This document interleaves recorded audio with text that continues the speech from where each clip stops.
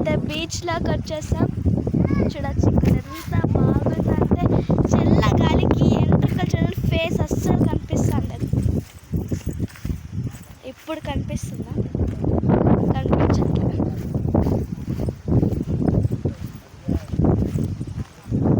ఇప్పుడు కనిపిస్తుంది. ఎంత బాగుంది తెలుసా, ఇది చెరువు అన్నమాట. అమ్మ ఏ చెరువు ఇది?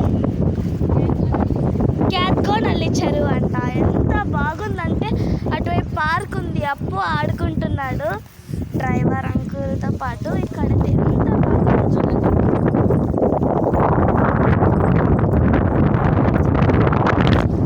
ఎంత బాగుంది చూడండి, సూపర్.